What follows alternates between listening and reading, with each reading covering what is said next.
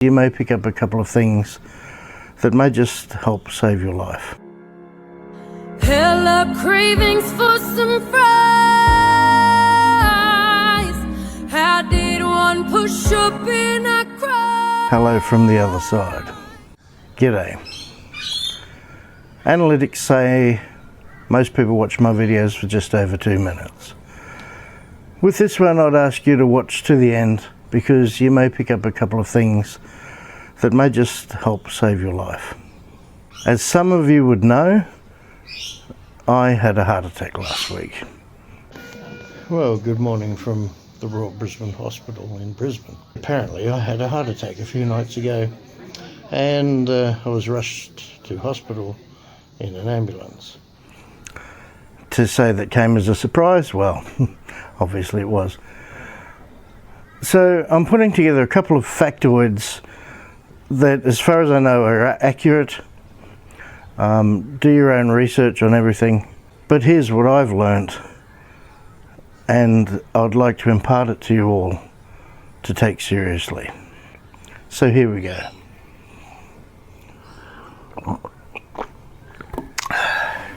So what happened with me? The last video I made, you can't see that I was about to have a heart attack within a few days. And that's the thing. If you cut yourself, yes, you can see there's damage. There is no way that you can see inside your arteries to know how much cholesterol has gathered. Now, I've known people that say they're as healthy as a mallee ball, never get sick, and that's probably correct. But to assume that inside of you is crystal clear, that can be a fatal mistake. So a couple of tips I'm going to suggest in all seriousness. Have blood tests at least once a year as a routine measure. Maybe more often if there's anything suspect. Never underestimate the importance of your cholesterol. There's always going to be conflicting words of this between doctors, studies, etc. Some cardiologists have even told me there's practically no benefit in taking supplements. Well, I remember 16 odd years ago, my cholesterol levels were fairly high. So rather than take statin drugs, by the way, never take Lipitor. If you're on Lipitor, get your doctor to change it to something like Crestor, proprietary brand name. All drugs are dangerous, everything has an effect, but Lipitor is notoriously bad. That's suggestion one. Anyway, so back then, I started to take for a while fish oil tablets, high potency ones, and the next cholesterol test I had, yeah, my levels had come down. So, okay, maybe it just works with some people. If that's a well-known one, by all means do that. An interesting fact that may upset some people: vegans have just as many heart attacks as non-vegans. There you go. So fast forward till the last year or two. I'm going to actually put a playlist together now that I have enough videos on this topic of angiograms, etc. And I'll put that up either here or here. I can never tell when I'm filming.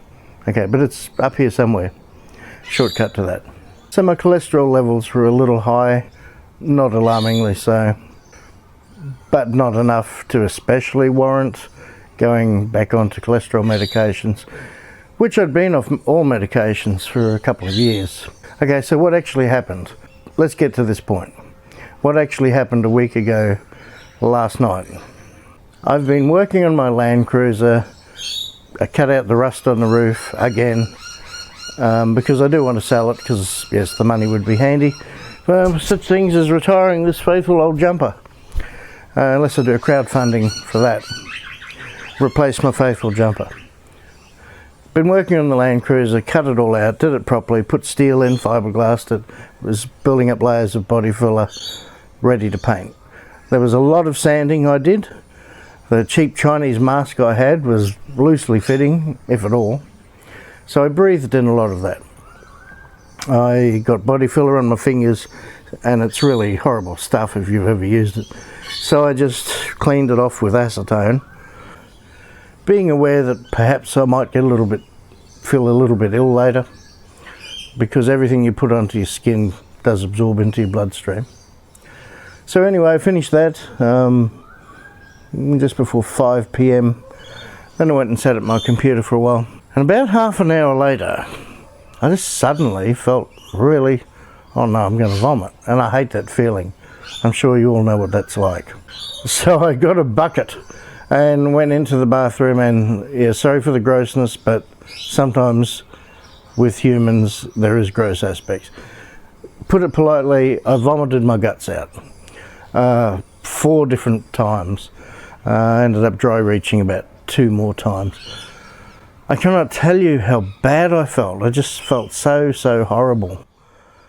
But that's not the unusual thing. The unusual thing is, while I was doing that, I had I'll call it a pain, but a sensation, an unpleasant sensation in my entire upper stomach area, chest area. So long and the short, anyway, speeding through that, about 4 hours later I had calmed down, thankfully.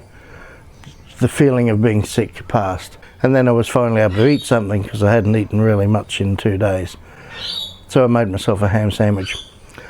The chest pain did slowly go away. It was never severe. Anyway, the next day, only because of the chest pain, otherwise I would have just thought, I got a bit of mild poisoning from the acetone I was using. I went and saw a GP down the road from me to get an ECG, which she did, and all was okay, except there was a right bronchial branch blockage. I think it was right. Anyway, whichever side it was the better side to have it. And that is not about blood flow, that's an electrical thing.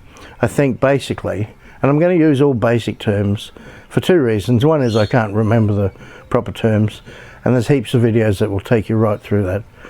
And I just want to put it as plainly as possible. So basically what that means, I think, is there's a very slight non-synchronicity in the beat of the heart. Not necessarily a dangerous thing, and as it turns out, that was detected in the angiogram I had 2 years ago. So not a major concern. Anyway, she said, well, you better get a troponin test, blood test, while you're here. And I had, until that stage, never realised there is a blood test you can get that will tell you if there's been any disturbances with the heart. So I got that straight away. She said, check back 2 days and see the results. Okay, good.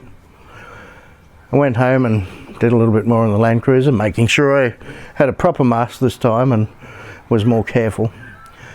And waited about 2 hours before I finally thought, oh, thank God I'm not going to be sick again tonight.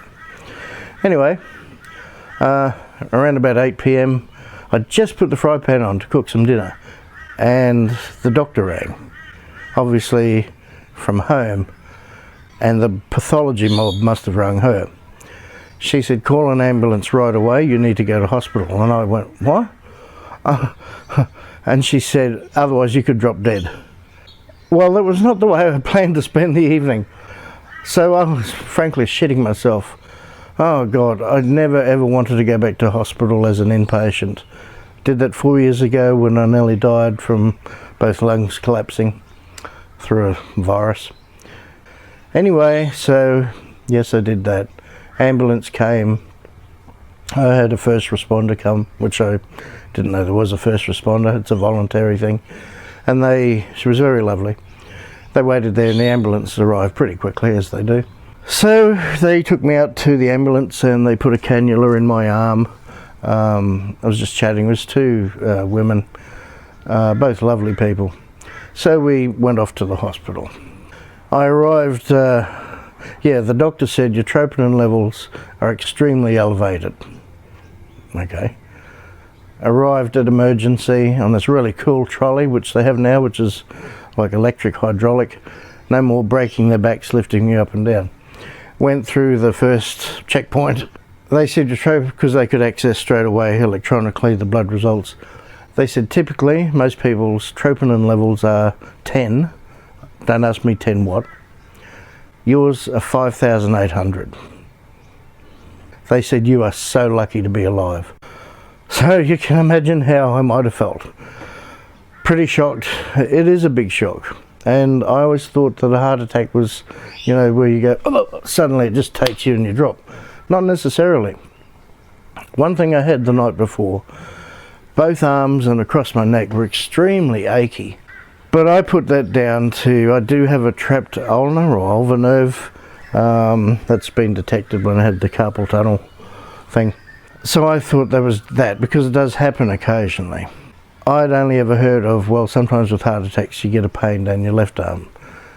I'm here to tell you that it's not correct. You can get it down both arms. And that was the part that was the most uncomfortable, not the chest pain. It was not bad ever. But the arms were killing me. I ended up taking 4 Panadol to try and get some relief. So once I was in emergency at the hospital, the Royal Brisbane Hospital, who were fantastic, and that's where I wanted to go. You know, I was suddenly surrounded by 20 specialists and everything. Blood tests and, well, can't show you now, this is here.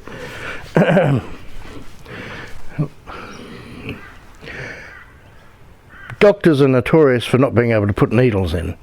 Nurses or anyone else at pathology, yes, they get you to hold your finger there for a minute while it does what it does.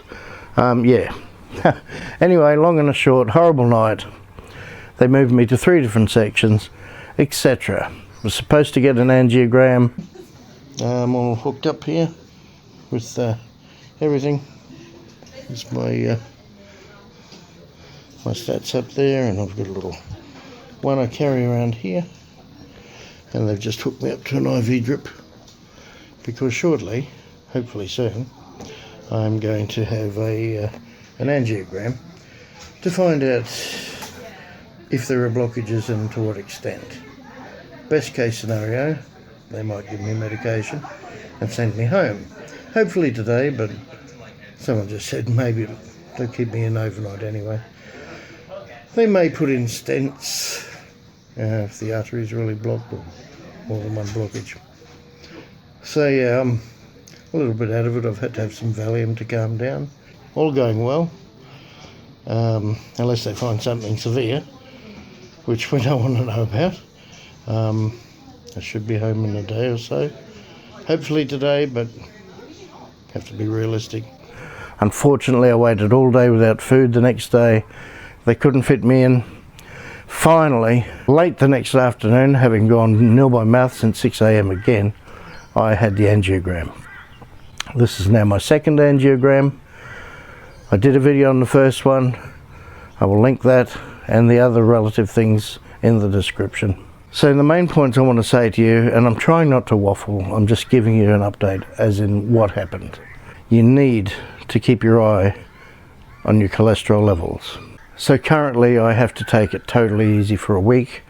Ideally 2 weeks is better, but I'm trying to just relax totally. It's a little bit boring. I've watched the grass grow about 1.36 millimeters today. I'm not even allowed to lift any heavy things for ideally 2 weeks. Not allowed to finish the Land Cruiser, which is annoying, and definitely not allowed to drive for at least a week. Hence why I have plenty of time to make this video. You would already know there's good and bad cholesterol. Okay, I'm not going into any of the technicalities. Cholesterol isn't itself a bad thing. Let me explain what I mean by that. When an artery gets nicked through high blood pressure, which I do have, which ironically I do tend to stress a lot, and that elevates my blood pressure. I'm living proof of that fact. I've tested it when I've been anxious, yes, up to the moon. And on the rare occasions I'm truly relaxed, gold standard, perfect, well within the guidelines. Anyway, it is what it is. High blood pressure can cause a cut or a nick in your artery. So the cholesterol comes along and it goes, oh, I'll patch that, I'll fix that up. Now that's a good thing. Where the mistake is, and I'm hoping with genome technology in the future, maybe this won't be a case, the cholesterol comes and patches it up, more cholesterol, patch it up. The trouble is the cholesterol doesn't know when to stop patching it up. So it just keeps on piling up over time. And then your arteries, imagine a garden hose, they start getting closed in one way or another through the cholesterol that's bound there. Now, no doctor or cardiologist has yet said to me what caused the heart attack, and it was a heart attack. The only thing I can work out is there must have been a clot, slam that last bit of the artery shut, and that's it, temporarily cut off supply to the brain. Long and the short, when I was in hospital for 3 days, I had a few different scans. I had one at 12:30 at night, that first night, and then I had other scans, everything like that. Luckily, and even the cardiologist was surprised by this, it doesn't appear that I've done any damage to my actual heart. Normally that particular artery, I'll flash up a bit of a scan of the results. That tends to cause the bottom of the heart to die. So that's not good. That didn't happen with me. What I'm pissed off about, frankly, is 2 years ago, the private cardiologist I went to never followed up on that first angiogram. Back then there were some blockages. They will only put a stent in once it reaches 70% blockage. There's reasons for that. Actually, the artery also expands outwards when they put a stent in. Anyway, so under that they generally won't, and it's up to you to try and change your lifestyle a bit. Okay, lower that cholesterol, lower the blood pressure, etc.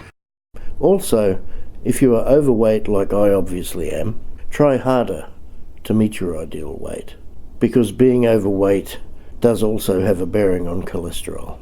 Why I'm annoyed at the first doctor, he didn't follow up at all after that first angiogram that I had at the Royal Brisbane. And that was the traditional gold standard angiogram, where they go up through, in my case, the artery there, all the way around up into your heart. They used to do more often up through the groin. They do shave both areas, so yeah, forget your humility in hospital. Anyway, it is what it is. So they went up through the arm. You're awake through it. It's not a scary thing. It might be, you might be a bit afraid. Don't be. There's always a chance of something happening. There's always a risk with every procedure. There's no problem. So I'm watching on this massive monitor, and they inject this radioactive dye. Oops, wrong video. And you see the arteries. He's going, no, that one's okay. That's okay. They found just one artery was lower, and that's where he said he'll put a stent in there.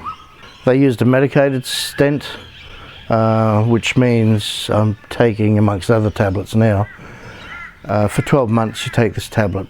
There's reasons for that. It basically stops, I think it's inflammation around where the legs of the stent anchor into the artery. The old type of stent, you'd only have to take this medication for a few months, but this one is basically to stop your platelets clogging up the new stent, so that's fine. If you're squeamish, turn away now. This looks a lot worse than it is, but after an angiogram, where they normally go up through the wrist, they put on an inflatable pressure bandage, which normally comes off an hour later as they slowly ease off pressure, just to stop bleeding from the artery. In my case, it went on for 8 hours, until night shift came on, and the cool nurse said, that's not bleeding from the artery, that's under the skin. So he said, I'll fix it for you, bro. He cleaned it up, simply held the skin together lightly for 10 minutes, and it stopped. Normally this isn't a problem, and it stops within the hour, so don't let it put you off. Anyway, so I had no notification from the first cardiologist. Had he would have followed up, and I did take this to the medical ombudsman. I doubt he got a slap across the wrist, but I did get some pseudo apology, if you can call it that. But had he would have done that and said, okay, you need to take this seriously, even though you're okay, you're within, safe standards, you need to take this, I might have done that. I probably would have done that, and I probably wouldn't have got to the point of having a heart attack.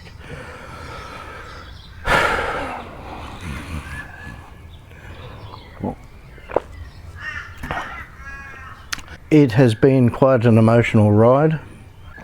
I'm not normally that emotional sort of person externally, but yeah, while I was in hospital, I was not sure I'd ever be here making any other videos for you guys. And that's no joke. I was scared. And rightly so. And I'm not a medical channel. I don't want to be known for a medical channel, even though most of my best rating videos have been things I've made about that fact. I just make health videos when I discover things myself or discover things that have worked for me. I feel an obligation to share with the world, those that ever see it, the little tips that may help you. And they do help. Some of them do help a lot of people. I get a lot of great comments.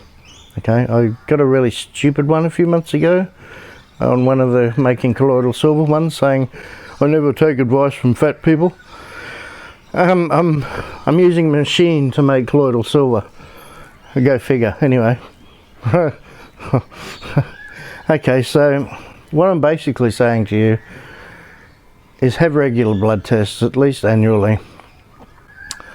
I'm not going to go into the whole pharmaceutical industry thing. Yes, of course, there's corruption and lies in the system. Sadly, I used to trust the CDC. Now I wouldn't trust them as far as I can throw them, because every member of the board is a pharmaceutical representative. I seem to still have some faith in the Mount Sinai videos they put out and John Hopkins. There was a couple where they seem to be honest enough to say, look, this medication, yes, I'm talking particularly about cholesterol now, it does help lower your cholesterol, and they're honest enough to say, but if you change your lifestyle and lower it naturally, then you need to cut down on that, or you may get to the point where you don't need the medication. So to me, that's a little bit more honest than just saying, oh no, you must take this forever, like some doctors do. And I've had said to me, take your medication if you need it. Listen to your doctor. Okay, they do know more than most of us. Forget the paranoia. You don't want a blockage, okay? You don't want to go there. You may not be as lucky to survive, and as I said at the beginning, you can't see what's inside of you. Yes, you need to stop smoking, and I'm working on that. I haven't completely stopped, but I have dramatically stopped since I got out of hospital the other day. And most probably going to stop properly. I'll make another video on that because this is too long. When you do, though, if you're in that position, my recommendation, just briefly, is don't concentrate on how you should stop smoking. Do some research. There's plenty of videos on the mechanisms of smoking, what it does. Like, for example, the nicotine binds to your cells, and that prevents your blood from carrying as much oxygen around your system. Okay, there's a whole lot of things. So that's an important one. I will say that I am still a little anxious about the very small possibility, but real possibility, that the stent can suddenly just collapse closed, which means you have a heart attack. I guess as time goes on, I'll learn to get over that. And it's apparently quite common to have all sort of emotions after such a thing, because it was a scare. Anyway, I'll wrap it up there. I've tried to keep it short and sweet, but yes, by all means, keep an eye on your cholesterol levels with blood tests. Don't laugh it off, because you can't see inside yourself. If you have any questions at all, or comments, leave them in the comment section. And I'll just end for now saying, I am genuinely so pleased to be here to make this video for you guys. Cheers.